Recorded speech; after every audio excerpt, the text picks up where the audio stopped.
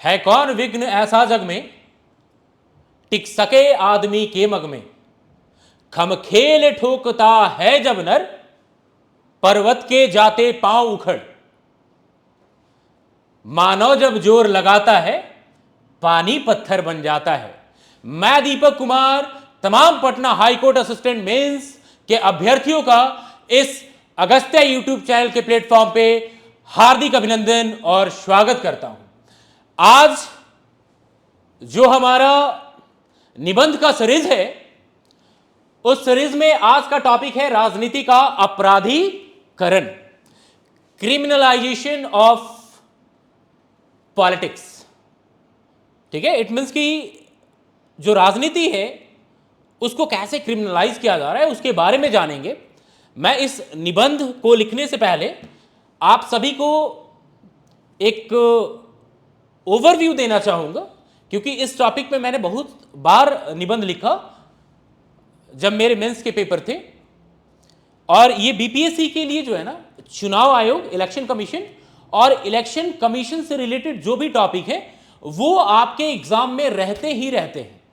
तो आपके एग्जाम के पॉइंट ऑफ व्यू से ये बहुत ही महत्वपूर्ण है। और मैं कहता हूं, मेरे तरफ से अगर मेरे पे ट्रस्ट करते हैं आप, तो ये एक्सपेक्टेड टॉपिक है, ये एग्जाम में आने वाला टॉपिक है।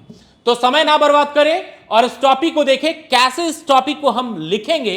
तो सबसे पहले देखो कि सर इसमें क्या करना है, हमें अपना प्रस्तावना देना है। इट मीन्स कि आपके जो इंट्रोडक्शन है इसमें आप कैसे लिखोगे जिससे आपके आंसर राइटिंग जो है ना समृद्ध हो, सुदृढ़ हो। तो चुनावी सुधारों पर होने वाली तमाम चर्चाओं में राजनीति का अपराधीकरण एक अहम मुद्दा रहता है।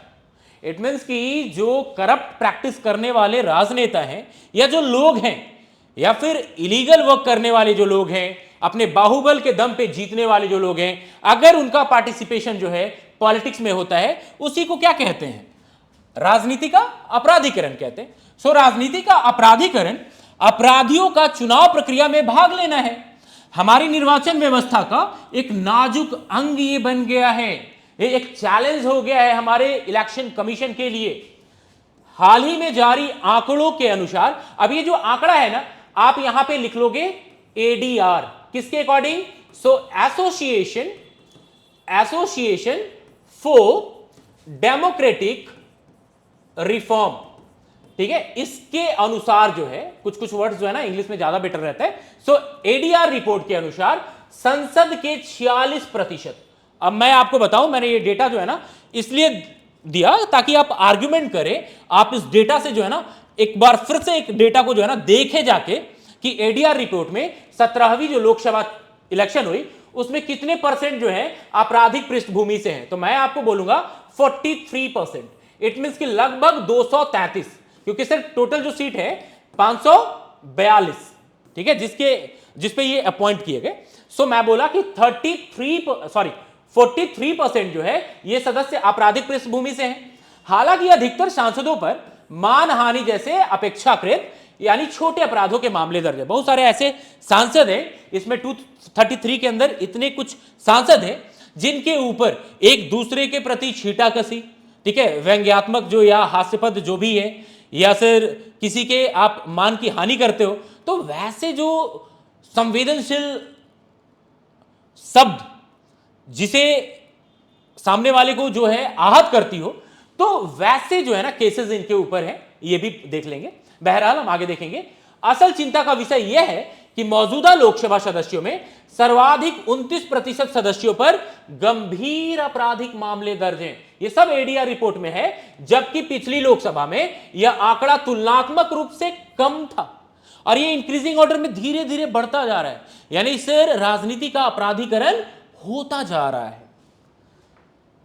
राजनीति का अपराधीकरण भारतीय लोकतंत्र का एक स्याह पक्ष है। इट मींस कि सर ये ब्लैक पैच है, ठीक है, ब्लैक पैच है, यानी सर एक धब्बा है, स्याह पक्ष है। जब पेपर पे स्याह आप छिड़क देते हो और ऐसे घुमा देते हो तो क्या हो जाता है? काला हो जाता है। तो वही ये स्याह पक्ष है जिसके मद्देनजर सर्वोच्च न्यायालय और निर्वाचन आयोग ने कई कदम उठाए हैं, किंतु इस संदर्भ में किए गए सभी नीतिगत प्रयास समस्या को पूर्णतः संबोधित करने में असफल रहे हैं। यानी सर किसी पे कटाक्ष करते हुए, बिना कटाक्ष करते हुए, सॉरी, नॉन बायस्ड वे में अपने ओपनिंग को, यानी निबंध के जो ओपनिंग है उसको आप लिखेंगे।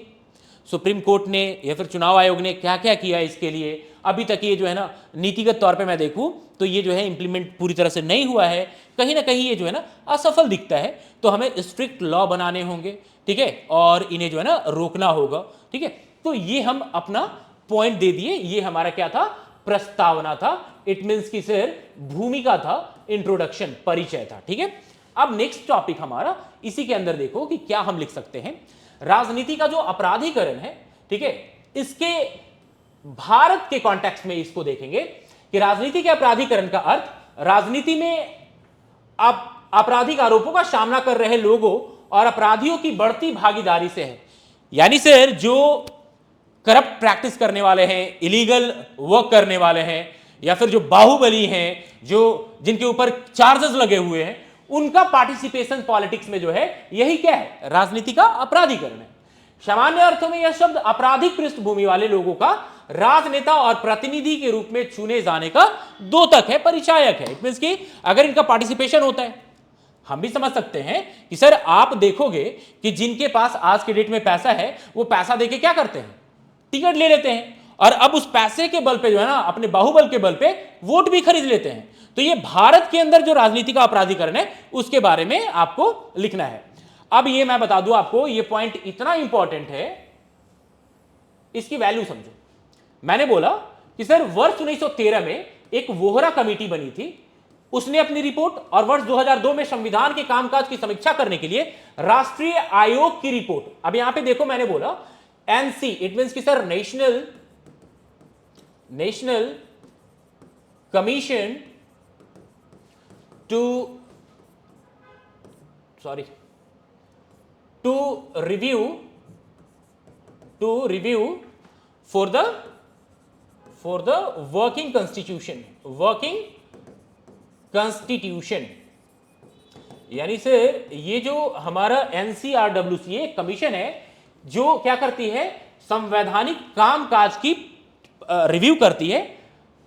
इसने रिपोर्ट में पुष्टि किया कि भारतीय राजनीति में गंभीर आपराधिक पृष्ठभूमि वाले व्यक्तियों की संख्या बढ़ रही है, जिनके ऊपर रेप चार्जेस हैं, मर्डर है, ठीक है, डकैती है, ऐसे चार्जेस वाले जो हैं इसके अंदर आते जा रहे हैं, इनकी पार्टिसिपेशन बढ़ती जा रही है। ये अपना कंसर्न दिया, ठीक है। दूसरा नंबर, वर्तमान में ऐसी स्थिति बन गई है कि राजनीति दलों के मध्य इस बात की प्रतिस्पर्धा है कि किस दल में कितने उम्मीदवार आपराधिक पृष्ठभूमि के हैं। यह भी कंपटीशन है। जो पार्टियां हैं वो ये कहती हैं कि हमारे यहां जो है इतने बाहुबली हैं, और वो फिक्स कर देती हैं, ये माइंड मेकअप कर लेती है कि ये सीट हमारा रिजर्व है। अब अगर सामने वाला जब बाहुबली इधर सीट पे खड़ा हुआ तो उधर भी जो है ना वो किसको खड़ा करेगा, कटप्पा को खड़ा नहीं करेगा, क्योंकि कटप्पा जो है वो पीछे से मार सकता है, आगे से मारने के लिए वैसा बाहुबली ही होना चाहिए। तो ये जो है ना, ये पार्टिसिपेशन जब इनकी आती है इन बाहुबली की, तो सामने वाला भी क्या करता है, वैसे साफ सुथरे छवि के जो लोग हैं जो अपने राजनीति में बाल पका रखे हैं, उन्हें जो है ना टिकट काट देती है, उनकी टिकट काट देती है, और फिर वैसे ही बाहुबली जो उनसे भी ज्यादा वर्चस्व वाला हो उसे देती है। तो ये हमारे भारत के राजनीतिकरण की स्थिति है। पिछले लोकसभा चुनाव के आंकड़ों पर गौर किया जाए तो स्थिति यह है कि आपराधिक प्रवृत्ति वाले सांसदों की संख्या जो है इनके अंदर वृद्धि हुई है। कैसे? अब मैं बोलूं, एडीआर का रिपोर्ट ले लो, अर्थ में देखो 2004 में आपराधिक पृष्ठभूमि वाले सांसदों की संख्या कितनी थी, 128 थी, जो वर्ष 2009 में इंक्रीज हुई 162 हुई, और 2014 में ये निरंतर जो है बढ़ती गई और 185 हो गई। ये किसके लिए है? तो ये देख लो, आपराधिक प्रवृत्ति वाले सांसदों की संख्या है, और वर्ष 2019 में यह बढ़कर 233 हो गई। इट मींस कि लगभग 43% इनकी जो है संख्या बढ़ गई।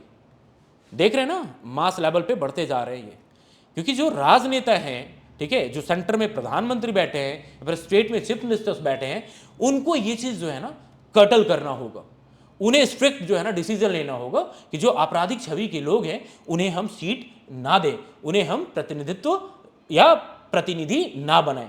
ठीक है, तो ये हम लिख लेंगे। अब देखो, नेशनल इलेक्शन, मैंने बताया कि इन तीन का नाम आप याद रखेंगे, नेशनल इलेक्शन वॉच, और association for democratic reform ADR द्वारा जारी रिपोर्ट के अनुसार जहां एक और वर्ष 2009 में गंभीर आपराधिक मामले वाले सांसदों की संख्या कितनी थी 76, वहीं 2019 में यह बढ़कर 159 हो गई।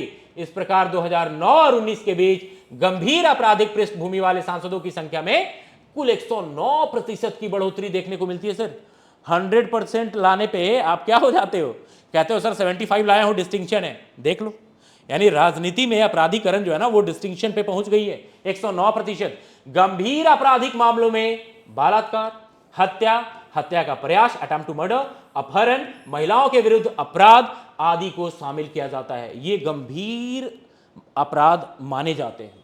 अब राजनीतिक अपराधीकरण के कारण आखिर क्या हो सकते हैं? पॉलिटिक्स के अंदर जो क्रिमिनल थॉट के लोग या क्रिमिनल माइंडेड लोग जो आ रहे हैं, इनका आखिर कारण क्या है? सबसे पहले रीजन जानेंगे, ठीक है।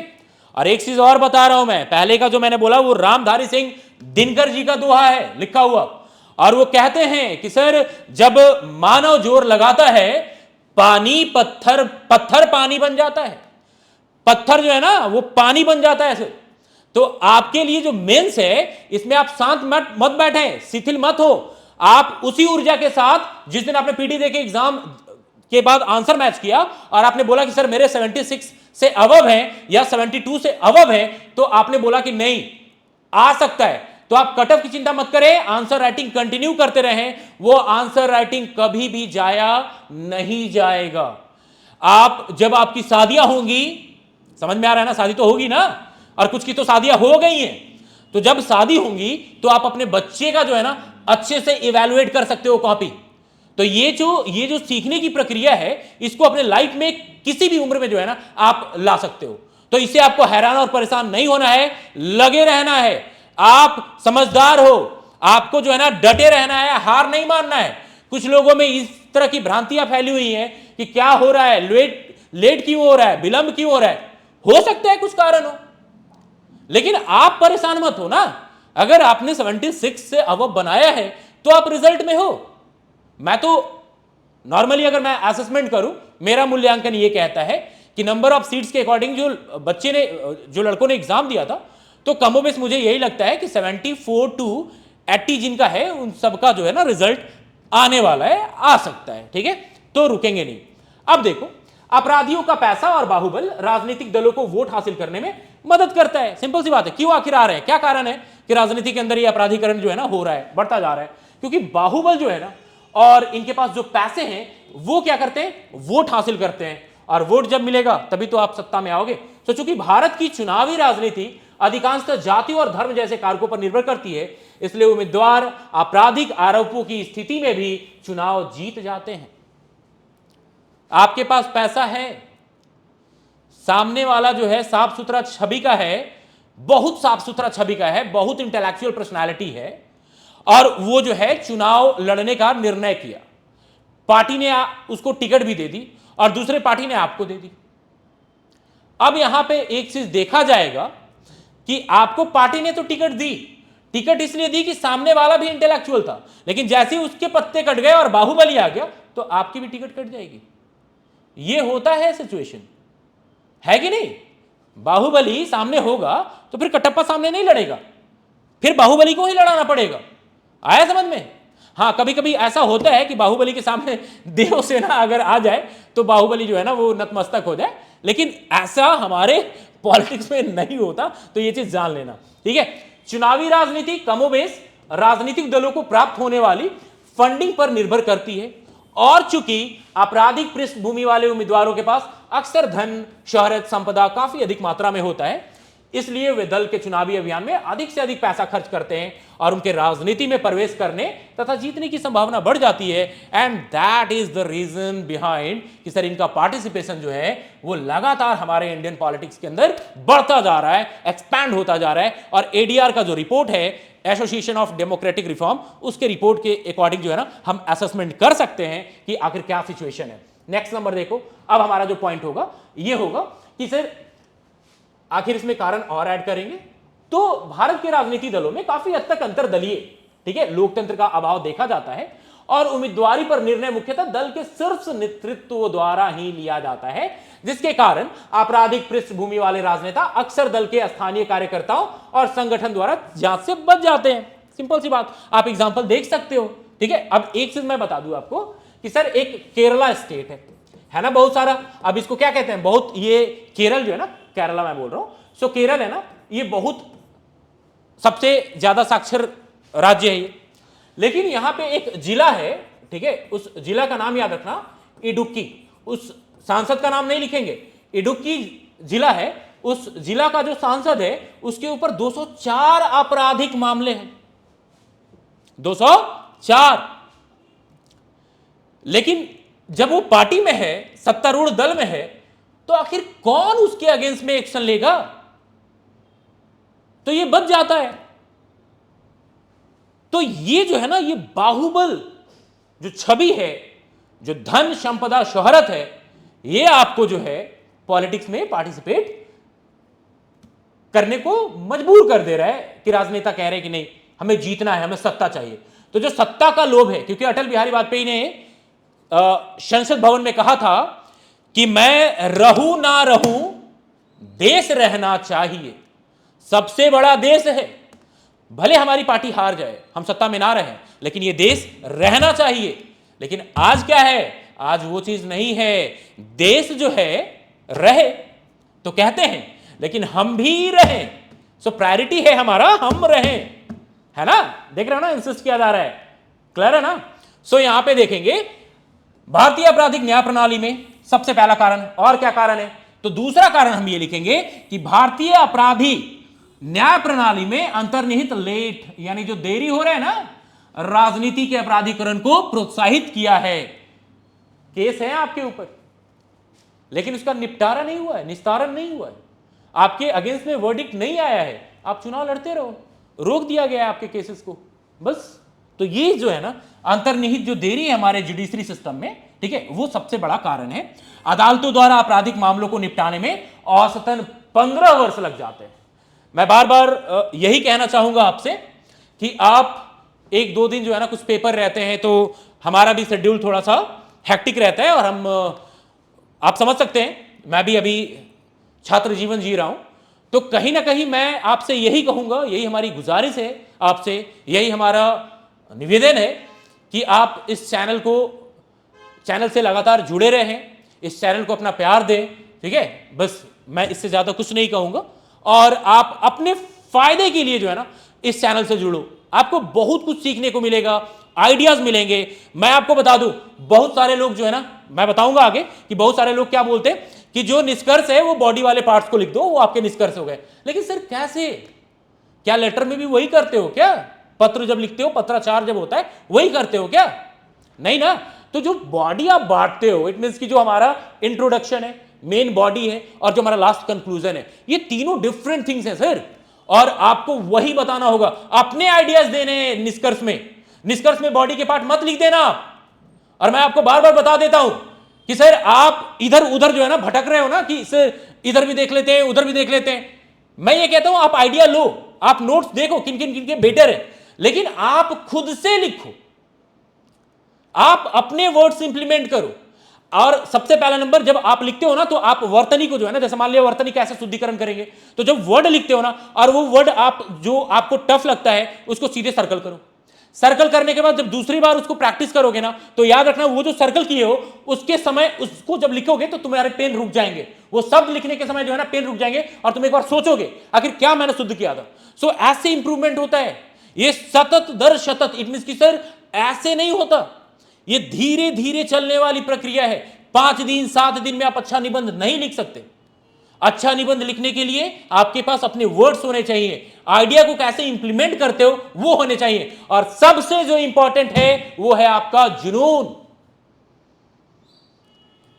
एक चीज याद रखो, जब तक जुनून नहीं होगा, आज मुझे 8 पेजेस लिखने हैं तो लिखेंगे हम, इसको 3 टाइप्स में लिखेंगे, लिखने का स्टाइल चेंज करो। सो ऐसे बनाओगे तो आपके निबंध अच्छे होंगे, आपके रिजल्ट होंगे, आपको जॉब मिलेगा, ठीक है। तो देखो अब यहां पे दूसरा पॉइंट देख लो, first past the post, it means कि फर्स्ट पास FPTP। इसका मतलब क्या होता है कि सर जिनको ज्यादा वोट मिलता है, जिनको ज्यादा मत मिलता है, वही जीतती है।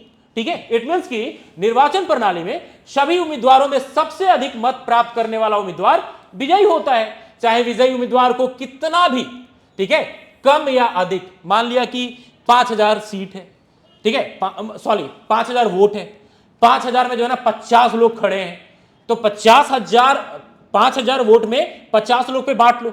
अगर किसी का 500 मत आ जाता है और वो सबसे ज्यादा है, भले वो कम है लेकिन वो जीत जाता है, तो क्या करेंगे 500 मत के लिए? ले भाई 5-5 हजार रुपए ले ले, मेरे को विधायक बना दे, है ना। सो ये सिस्टम हमारे यहां चल रहा है।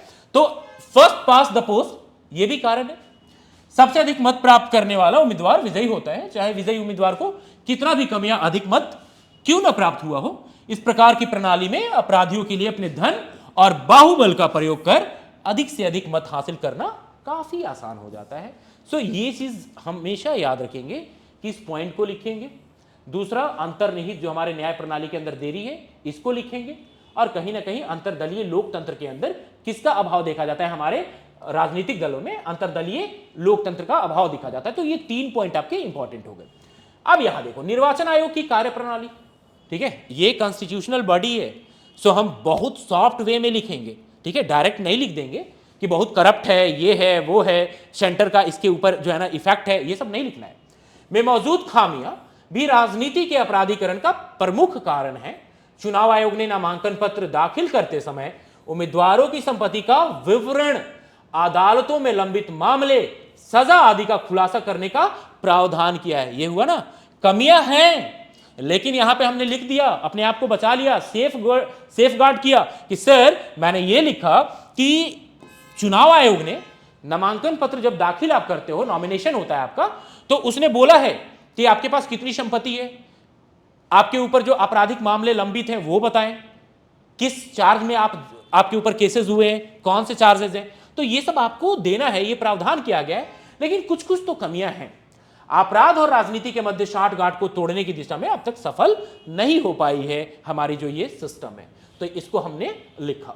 ठीक है, नेक्स्ट नंबर, भारत की राजनीति, स्पेशली हम भारत के बारे में देखेंगे। भारत की राजनीति में अपराधीकरण को बढ़ावा देने में नागरिक समाज का भी बराबर का योगदान रहा है। हम 500 रुपए लेके और मुर्गा चावल पे वोट जहां बोलो वहीं दे देंगे, है ना जी। मुर्गा, मीट, सादा खाने वाले खीर, पनीर खाते हैं रात में, अगले दिन वोट दे देते हैं, है ना, ये चलता है। अक्सर आम आदमी अपराधियों के धन और बाहुबल से प्रभावित हो जाते हैं और बिना जांच किए ही उन्हें वोट दे देते हैं। इसके अलावा भारतीय राजनीति में नैतिकता, सबसे पहले नंबर मोरालिटी की कमी है, मूल्यों के अभाव है, ने अपराधीकरण की समस्या को और गंभीर बना दिया है। अक्सर राजनीतिक दल अपने निहित स्वार्थों के लिए अपराधीकरण की जांच करने से कतरती है, नहीं जांच करते। सिंपल सी बात है, क्यों जांच करें? सत्तारूढ़ पार्टी है और इन्हीं की मदद से सत्ता में बनेंगे, तो सत्ता में बना रहना किसको अच्छा नहीं लगता भाई, है ना। जब हम गांव में जाते हैं तो आप एक चीज देखते होंगे, जो पाहुन आते हैं, पाहुन बोला जाता है ना कि पहुना आइल बड़न, देहाती भाषा में, भोजपुरी भाषा में बोलते हैं कि पहुना आइल बड़न। तो पहुना का बड़ा खातिरदारी होता है, बहुत खातिरदारी होता है।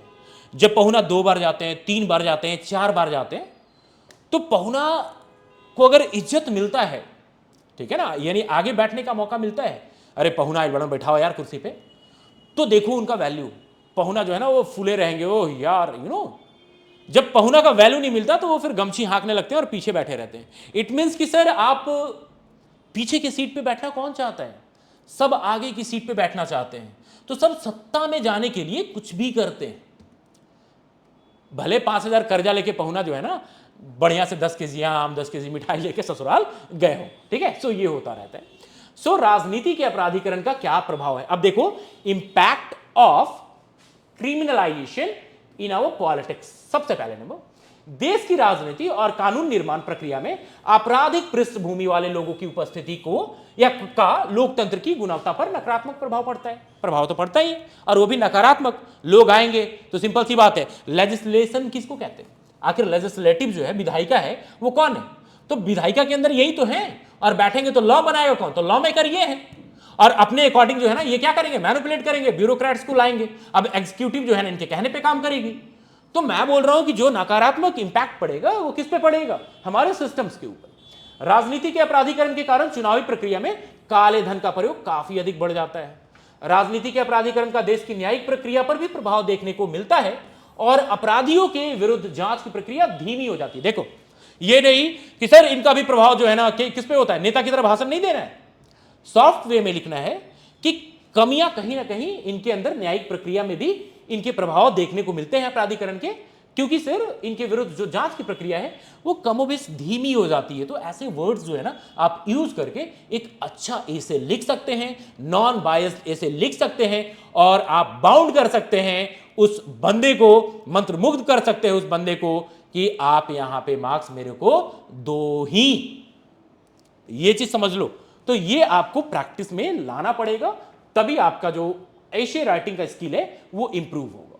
राजनीति में प्रवेश, अब देखो, सबसे पहले राजनीति में प्रवेश करने वाले अपराधी सार्वजनिक जीवन में भ्रष्टाचार को बढ़ावा देते हैं।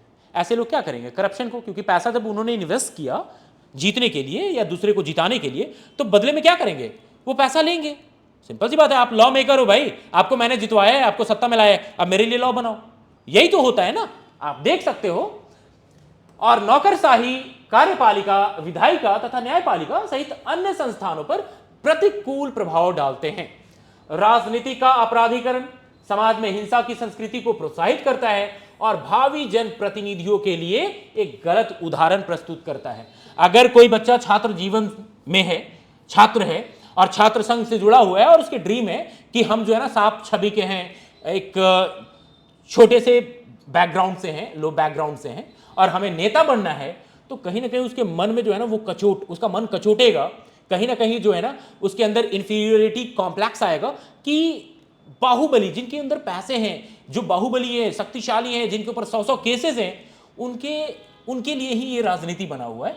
तो ये जो है ना इनकी जो संस्कृति है उनको प्रोत्साहित करेगा। इट मीन्स कि हिंसा की संस्कृति को तो प्रोत्साहित करेगा, लेकिन इन भावी जनप्रतिनिधियों को निरुत्साहित करेगा, हतोत्साहित करेगा। समझ में आया? हतोत्साहित करेगा, ये हो गया। अब यहां मैं बोलूं कि जब आप ऐसे टॉपिक लिखो जिसमें लेजिस्लेटिव हो, एग्जीक्यूटिव हो, या फिर आपके कोई भी, जैसे प्रेसिडेंट के बारे में लिखना है, तो आप एक चीज याद रखना कि सर्वोच्च न्यायालय की जो भूमिका है, ठीक है, इसके बारे में आपको जरूर से जरूर लिखना होगा। ठीक है, क्योंकि भाई एक चीज मैं बता दूं, अगर आपको कोई कहता है कि मैं जो है ना इन्हें पढ़ा रहा हूं, इन्हें समझा रहा हूं, आपके लिए ये इंपॉर्टेंट है, आप सब जान रहे हो, आप लेवल 7 का फॉर्म डाले हो, आप एक पदाधिकारी बनोगे और वो भी हाई कोर्ट के अंदर, न्यायिक तंत्र के हिस्सा बनोगे आप, तो आपको कोई बेवकूफ नहीं बना सकता।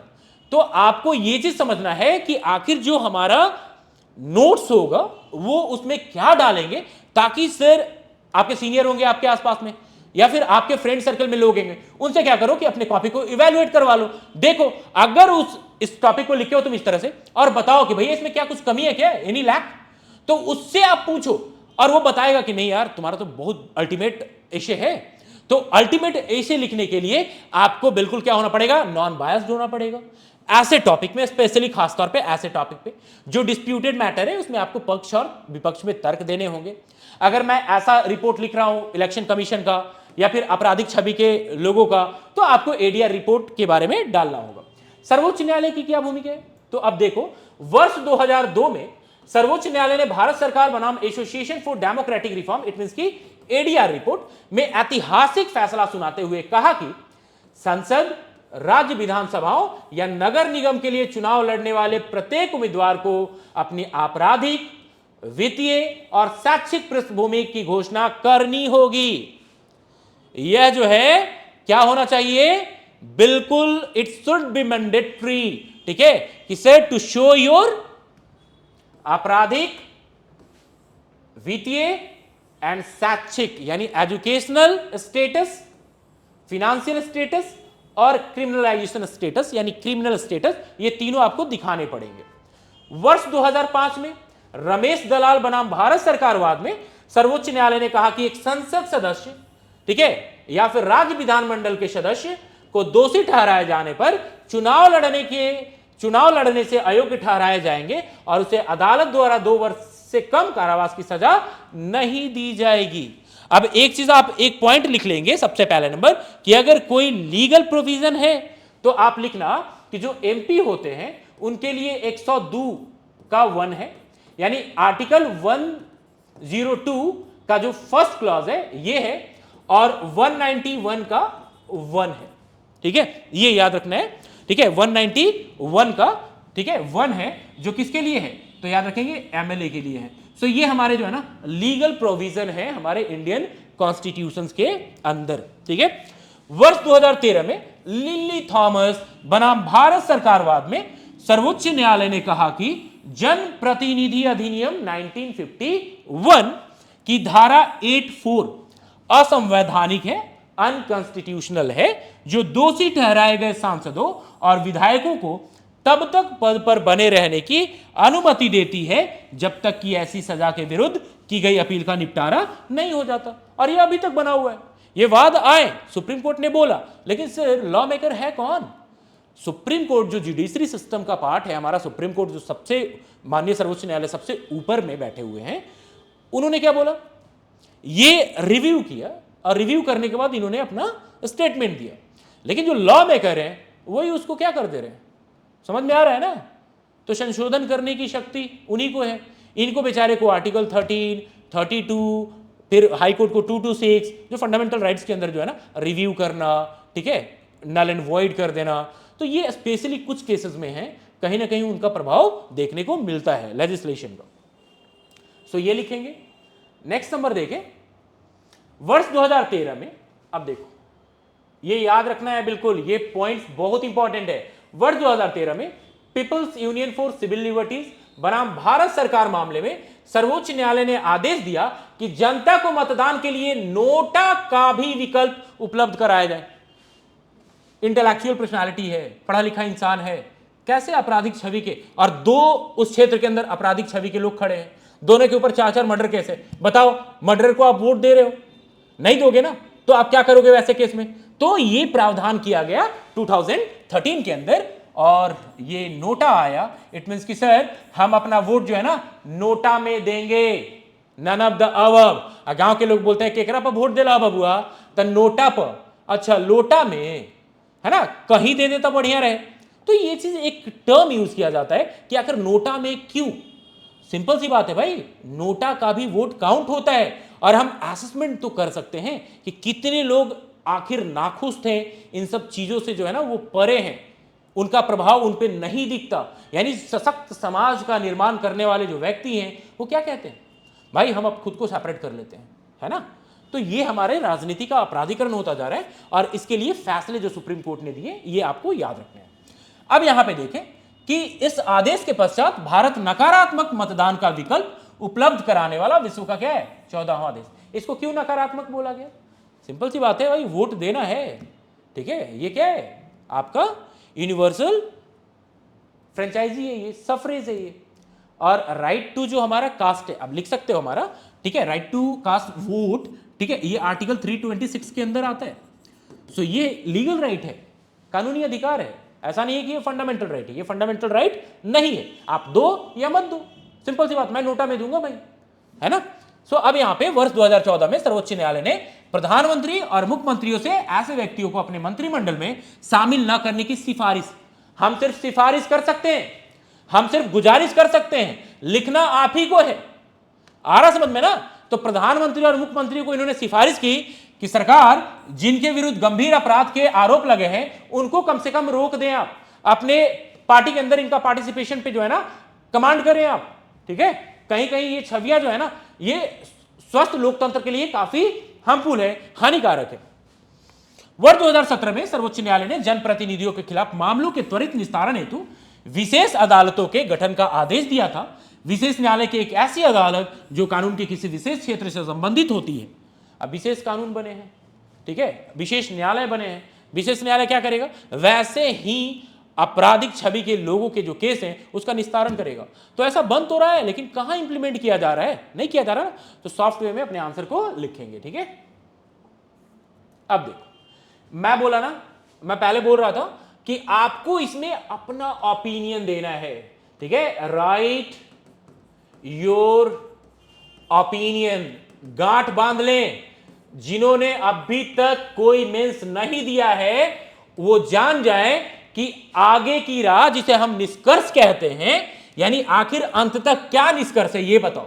जब लड़का और लड़की दोनों राजी हो जाते हैं, या फिर एक जो है राजी है दूसरा राजी नहीं है, तो आपस में क्या होता है? इतने दिन से तो साथ में रह रहे हो, लेकिन जब राजी नहीं है लड़का या लड़की तो कहते हैं भाई अब बताओ आखिर इसका निष्कर्ष क्या निकाला जाए। अब पेरेंट्स इन्वॉल्व हो गए तो बोले अब इसका निष्कर्ष क्या निकाला जाए। तो अब निष्कर्ष क्या होगा? जो 7 साल 10 साल 12 साल आप रिश्ते में रहे वही लिखोगे क्या? कि शाम में आज रोटी बनाना, कल जो है ये काम करना, कल मंदिर चलेंगे, परसों वहां चलेंगे, ये तो नहीं लिखोगे ना। लिखोगे कि आगे जो ये रिलेशनशिप है ये कैसे आगे बढ़ेगा। तो आगे का राह का मतलब होता है way forward, write your opinion about betterment of that topic.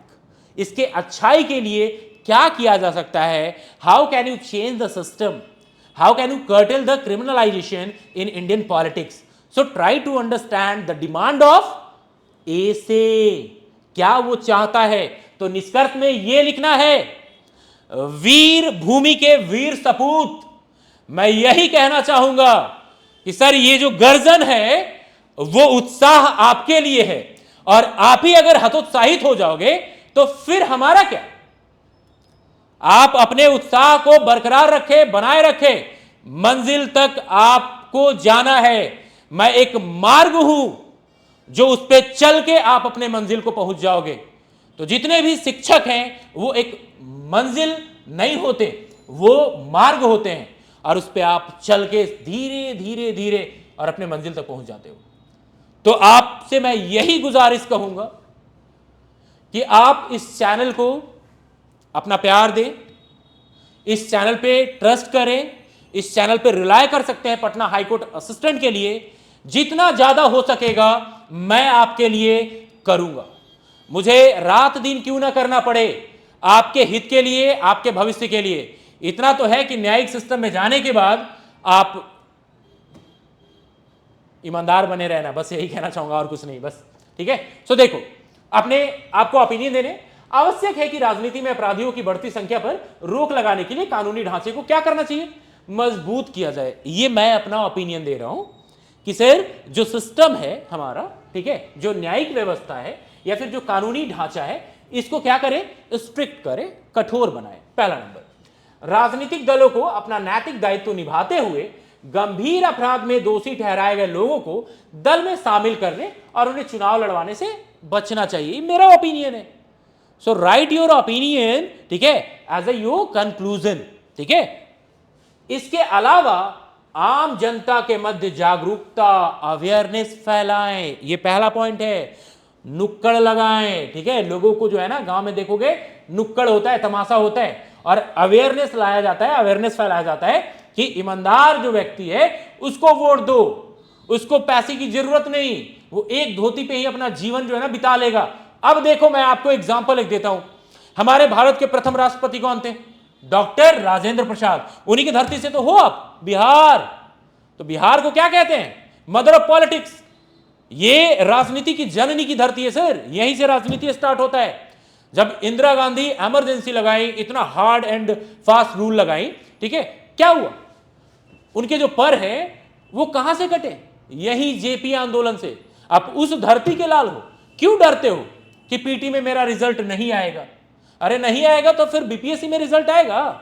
तैयारी करो ना, लगे रहो, लिखते रहो, आएगा रिजल्ट। तो इसके अलावा आम जनता, अब मैं बता रहा था, पॉइंट में डाइवर्ट हो गया। तो मैं कह रहा था कि डॉक्टर राजेंद्र प्रसाद, मैं सदाकत आश्रम गया था, आप ये जाके देख सकते हो, ऐसे मैं नहीं बोल रहा, और मैं ऐसे फालतू बोलता भी नहीं, कुछ भी बोल दो और बस निकल जाओ। मैं ये कह रहा था कि 143 या 146 रुपए का उन्होंने, या 132 रुपए का, देख लेना एक बार, ठीक है, उन्होंने ड्रेसेस पहने हैं। तो वो ड्रेस लगे हुए हैं और लिखा हुआ है कि भारत के प्रथम राष्ट्रपति देश रत्न डॉक्टर राजेंद्र प्रसाद ने इसी कपड़े को पहन के राष्ट्रपति का शपथ लिया था। सोचो, आज एक विधायक 20,000, 25,000, 30,000 का महंगा कपड़ा जो है ना पहनता है, और घड़ी 2 लाख का, ऐसे ऐसे घड़ी दिखाता है, ब्रेसलेट रहता है। यही तो है। आखिर ये कहां से आ रहे हैं सर? समझ में आ रहा है? तो इन सब पे चर्चा नहीं करना है हमें, आगे बढ़े। इसके अलावा आम जनता के मध्य जागरूकता, मैं सबसे पहले इसको इंपॉर्टेंट मानता हूं। अगर हम अवेयर हो तो फिर जो है ना इनके पांव ऐसे ही उखड़ जाएंगे। आवश्यकता है ताकि जनता आपराधिक पृष्ठभूमि वाले प्रत्याशियों को, ठीक है, को चुने ही ना, इनकी चुनाव जो है हो ही ना। ठीक है, तो मैं यही कहूंगा कि आप इस चैनल से जुड़े, ट्रस्ट करें, rely on me and my channel. ठीक है, और अगली कड़ी में हम फिर टॉपिक लेके आएंगे। एक चीज और मैं कहना चाहूंगा इस मंच के तरफ से कि कल जितने भी अभ्यर्थियों का, जिन्होंने, मैं भी जानता हूं कि हमारे बहुत सारे स्टूडेंट्स ने एपीएफओ का जो यूपीएससी कंडक्ट करती है और एपीएमसी का एग्जाम का जो फॉर्म फिलअप किया है, कल उनकी परीक्षा है। तो उनके लिए मेरे तरफ से, मेरे पूरे अगस्त्या फैमिली की तरफ से ढेरों सारी शुभकामनाएं, और आपका कल दिन ऐसा हो कि बस फोड़ देना, और क्या, सारे क्वेश्चन को, आपके रिजल्ट आए, आपके आने वाले जो भविष्य हैं उसके लिए बहुत सारी शुभकामनाएं, अच्छे से एग्ज़ाम दें और उसके बाद आके तैयारी में लगे रहें। तब तक के लिए धन्यवाद। जय हिंद, जय भारत।